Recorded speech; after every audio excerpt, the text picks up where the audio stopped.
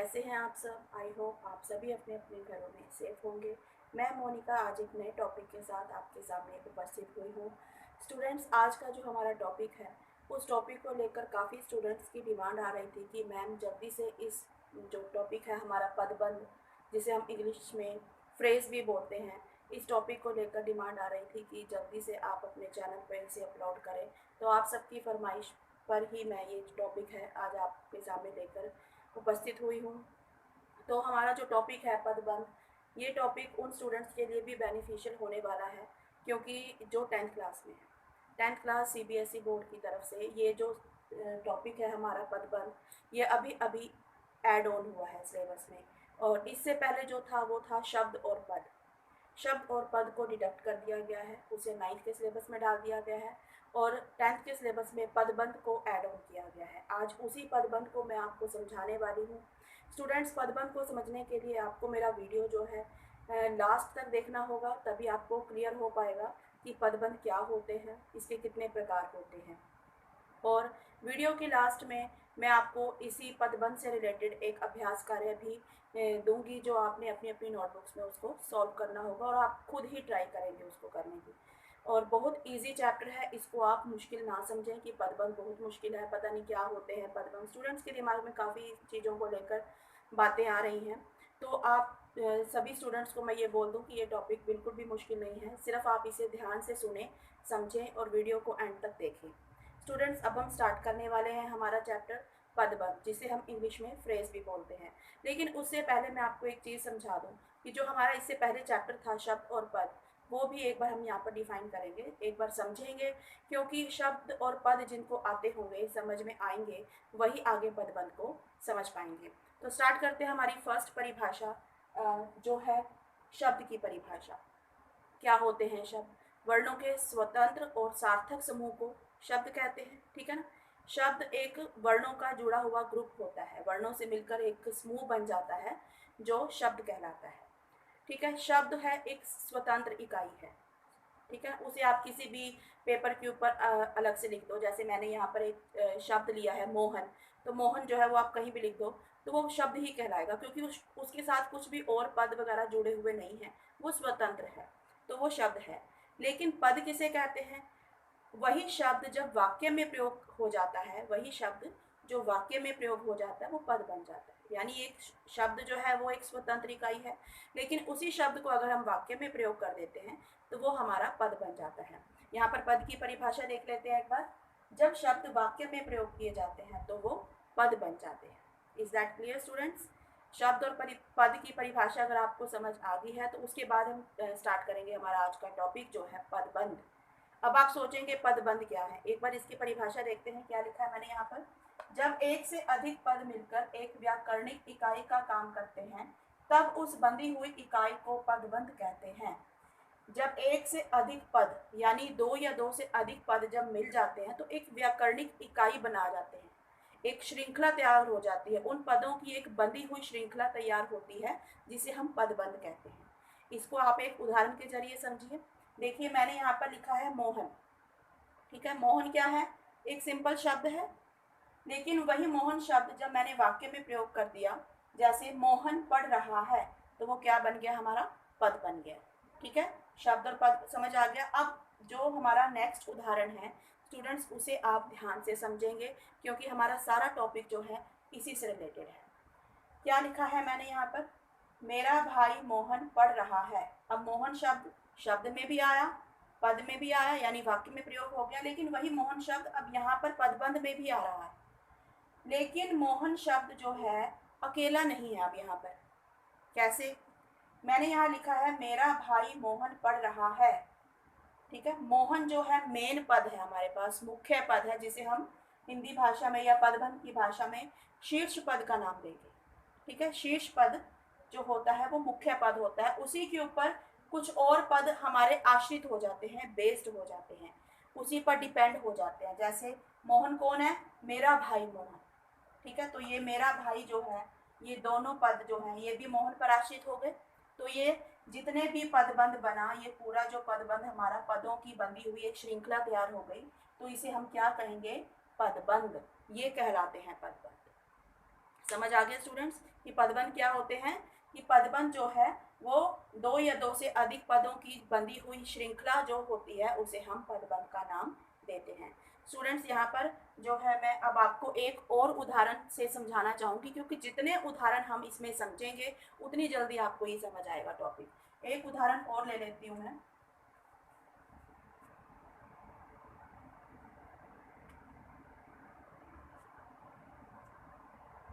अयोध्या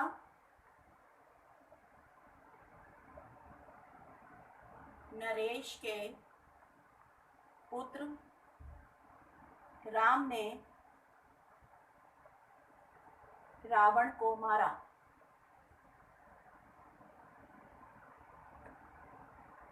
ठीक है, ये मैंने एक और उदाहरण ले लिया।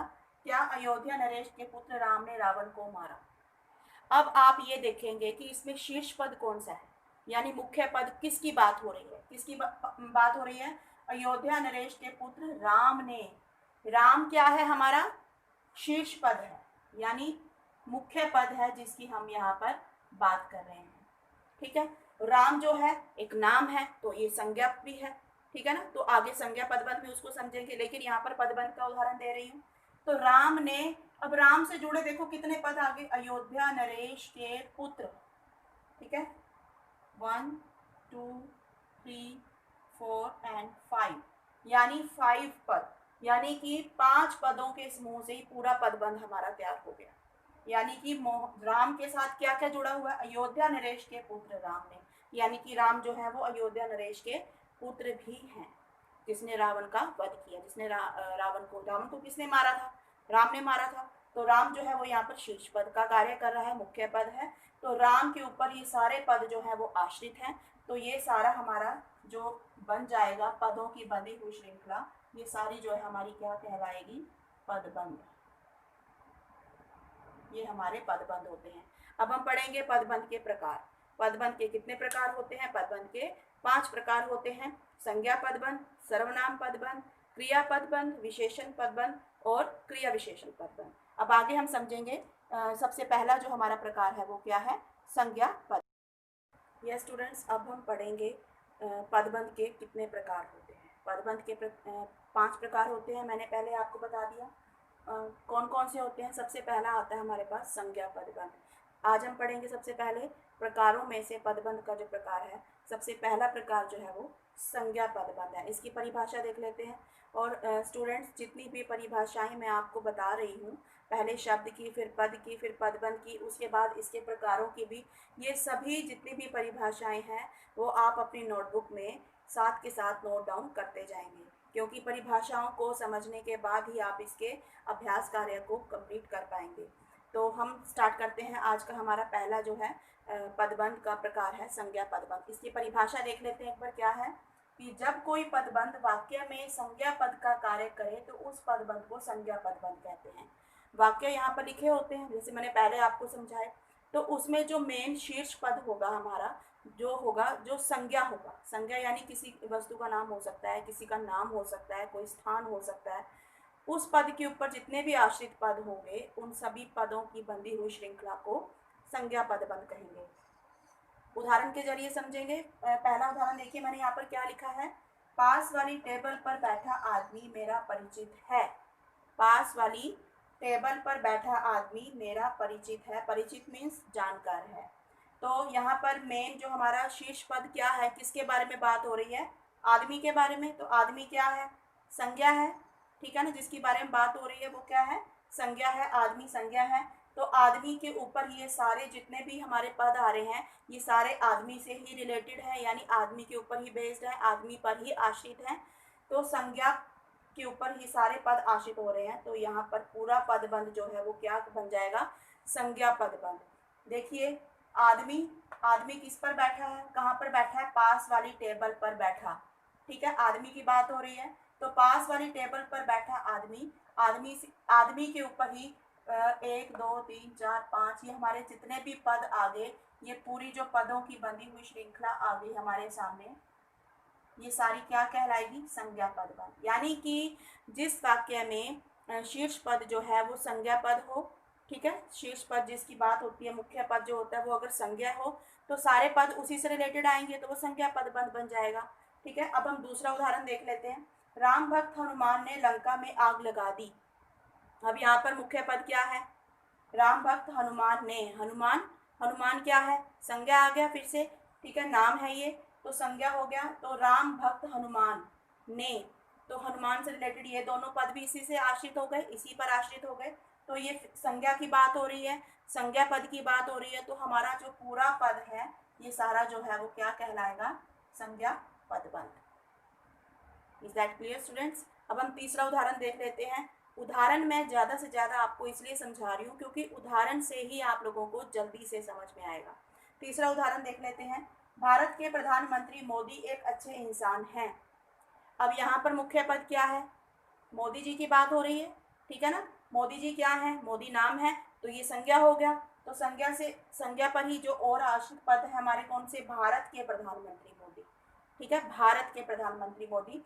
तो ये जितने पद हैं वो सारे संज्ञा पद पर ही डिपेंड है, उसी पर आश्रित है। तो ये हमारा सारा जो पदबंध हो गया ये हमारा क्या कहलाया?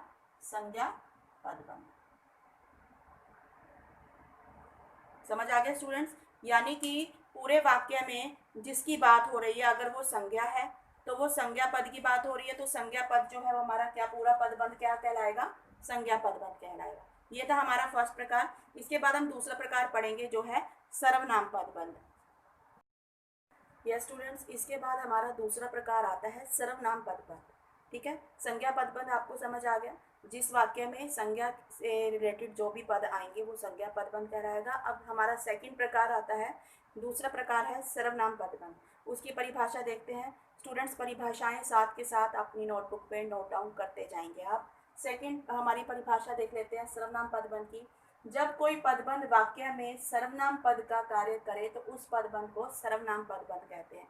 एक चीज नोट कर रहे हैं आप कि परिभाषाएं सेम हैं सबकी, लेकिन संज्ञा की बात हो रही है तो संज्ञा पद आते हैं। संज्ञा पद का कार्य करे तो संज्ञा पदबंध, सर्वनाम पद का कार्य करे तो सर्वनाम पदबंध। इसी तरह आगे के जो हमारे आएंगे प्रकार उनकी भी परिभाषा सेम ही होगी। तो जहां पर जिस वाक्य में अब पहले संज्ञा था, अब सर्वनाम पद आ जाता है और जितने भी पद होंगे, बाकी जो बचे हुए पद होंगे वो सर्वनाम पद पर आश्रित होंगे, तो वो हमारा सर्वनाम पदबंध कहलाएगा। उदाहरण देखते हैं। पहला उदाहरण मैंने यहाँ पर लिखा है, हमेशा शोर करने वाला वह आज शांत है। अब उदाहरण को ध्यान से देखेंगे। हमेशा शोर करने वाला वह आज शांत है। वह, वह, वह क्या है? सर्वनाम आ गया। अगर किसी का नेम होता तो संज्ञा हो जाता, तो पूरा जो वाक्य है वो संज्ञा पदबंध से रिलेटेड होता। लेकिन यहाँ पर हम सर्वनाम की बात कर रहे हैं तो यहाँ पर वह जो है वो सर्वनाम आ गया। ठीक है ना, नाम नहीं लिखा हुआ है। संज्ञा और सर्वनाम के संज्ञा के स्थान पर प्रयोग होने वाले शब्द जो होते हैं वो सर्वनाम कहलाते हैं, आपको पता ही है ये।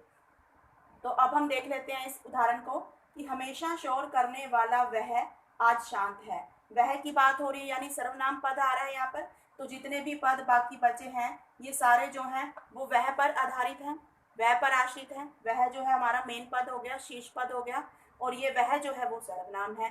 तो सर्वनाम पद आ रहा है यानी वाक्य में सर्वनाम पद का कार्य करे तो वह पूरा पदबंध जो है वो सर्वनाम पदबंध बन जाएगा।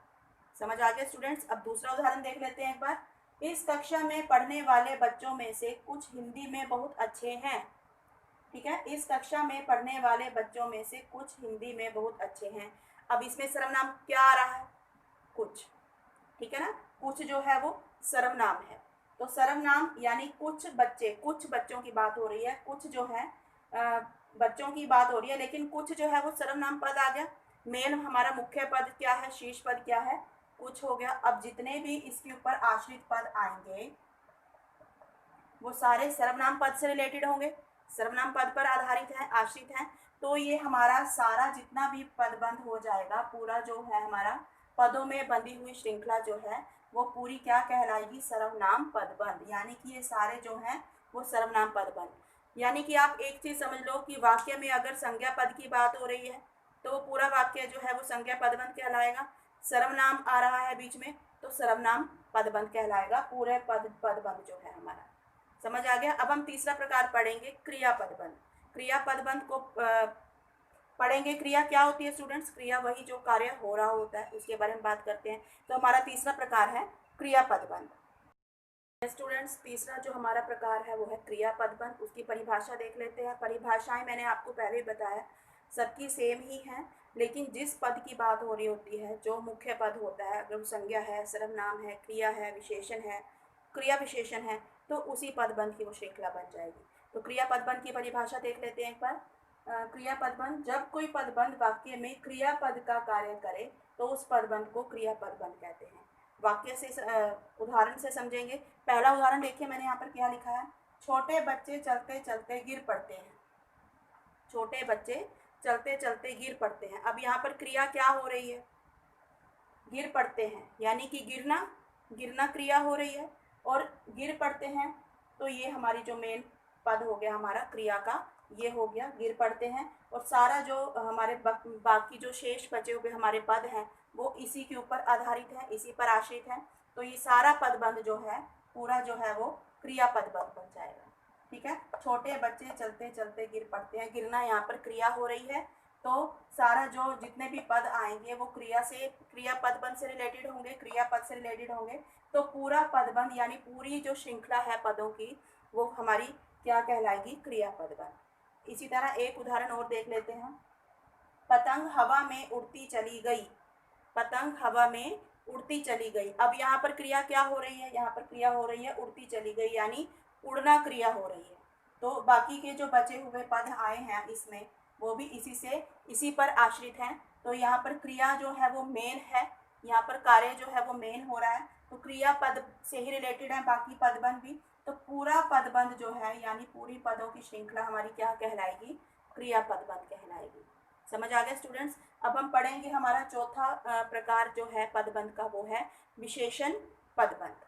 विशेषण पदबंध पढ़ेंगे अब हम चौथा प्रकार। स्टूडेंट्स उसके बाद हमारा चौथा प्रकार आता है, सेकंड लास्ट है जो हमारा प्रकार, वो है विशेषण पदबंध। उसकी परिभाषा देख लेते हैं पर। जब कोई पदबंध वाक्य में संज्ञा या सर्वनाम के विशेषण के रूप में कार्य करे। स्टूडेंट्स आपको विशेषण की परिभाषा तो पता ही है, विशेषण क्या होते हैं, जो शब्द संज्ञा या सर्वनाम की विशेषता बताते हैं। ठीक है, विशेषण वही हो गया कि संज्ञा और सर्वनाम के विशेषण के रूप में कार्य करे, तो उस पदबंध को हम क्या कहते हैं, विशेषण पदबंध कहते हैं। विशेषण पदबंध में भी जैसे संज्ञा पदबंध में एक शीर्ष पद होता है, सभी वाक्यों में एक शीर्ष पद, एक मुख्य पद होता है, उसी के ऊपर ही सारे जो पद आते हैं वो आश्रित होते हैं। तो विशेषण पदबंध में भी एक पद शीर्ष पद तथा जो बाकी शेष पद होते हैं, जो बचे हुए शेष पद होते हैं, वो प्रविशेषण कहलाएंगे। प्रविशेषण क्या होता है, जो विशेषण की विशेषता बताते हैं शब्द। समझ आ गया आपको। इसको हम उदाहरण के जरिए समझेंगे। हमारा पहला उदाहरण देखिए क्या है यहाँ पर, सुनीता परिश्रमी और होशियार लड़की है। सुनीता परिश्रमी और होशियार लड़की है। अब यहाँ पर सुनीता क्या है, सुनीता नाम है, संज्ञा आ गया, संज्ञा है, तो सुनीता की विशेषता क्या बताई जा रही है, यानी संज्ञा की विशेषता क्या बताई जा रही है कि वह परिश्रमी और होशियार लड़की है। परिश्रमी और होशियार जो है वो क्या आ गया, हमारा विशेषण पदबंध हो गया। समझ आ गया स्टूडेंट्स। जहाँ पर संज्ञा और सर्वनाम की विशेषता बताई जाती है वो हमारे विशेषण पद होते हैं, आपको पता ही है। लेकिन यहाँ पर मेन विशेषण पदबंध क्या आ रहा है हमारे सामने, परिश्रमी और होशियार, यानी सुनीता की जो खासियत है उसकी क्या विशेषता है कि वो कैसी है, परिश्रमी और होशियार है। तो वह जो है हमारा पूरा जो पदबंध हो गया वो इसी पर आधारित हो गया। तो ये हमारा पूरा जो पदों की श्रृंखला बनेगी वो क्या बनेगी, विशेषण पदबंध। दूसरा उदाहरण देख लेते हैं इसका। दक्षिण से उत्तर तक भारत एक है। अब यहाँ पर भारत की बात हो रही है, भारत क्या आ गया, संज्ञा हो गया। तो भारत की क्या विशेषता बताई जा रही है कि दक्षिण से उत्तर तक का जितना भी भारत है वो एक है, यानी कि संज्ञा सर्वनाम की विशेषता बताने वाले शब्द विशेषण कहलाते हैं। तो ये सारा जो है ये हमारा क्या कहलाएगा, विशेषण पदबंध। तो यानी विशेषण से रिलेटेड कोई बात हो रही है तो वो जो है जहाँ पर किसी की विशेषता बताई जा रही है, तो आप एक चीज़ नोट करेंगे कि जहाँ पर संज्ञा सर्वनाम की कोई विशेषता बताई जा रही है, किसी स्थान की, किसी के नाम, कोई नाम है, उसकी कोई व्यक्ति की विशेषता बताई जा रही है, तो वहाँ पर जो है वो विशेषण पदबंध ही आएगा। तो हमारा ये पूरी श्रृंखला जो पदों की श्रृंखला आ जाएगी वो क्या कहलाएगी, विशेषण पदबंध। स्टूडेंट्स अब हमारा जो लास्ट प्रकार बचा है वो है क्रिया विशेषण पदबंध। क्रिया विशेषण के बारे में पढ़ेंगे अब हम। स्टूडेंट्स हमारा जो पदबंध का पांचवा प्रकार है वो है क्रिया विशेषण पदबंध। ठीक है, इसके बारे में पढ़ेंगे। इससे पहले हमने 4 प्रकार कर लिए हैं: संज्ञा पदबंध, सर्वनाम पदबंध, क्रिया पदबंध, विशेषण पदबंध, और हमारा जो पांचवा प्रकार है वो है क्रिया विशेषण पदबंध। इसकी परिभाषा देख लेते हैं एक बार। जब कोई पदबंध वाक्य में क्रिया विशेषण पद का कार्य करे उसे क्रिया विशेषण पदबंध कहते हैं। स्टूडेंट सबसे पहले तो आपको क्रिया विशेषण पता होना चाहिए कि क्रिया विशेषण क्या होते हैं। क्रिया विशेषण जो क्रिया की विशेषता बता रहे हैं, यानी जो कार्य हो रहा है वो कैसे हो रहा है, उसकी क्या विशेषता है, वो बता रहे हैं जो पद, वो हमारे क्रिया विशेषण पदबंध कहलाएंगे। उदाहरण के जरिए समझेंगे। पहला उदाहरण देखते हैं, क्या लिखा है मैंने यहाँ। सूरज धीरे धीरे डूबता जा रहा है।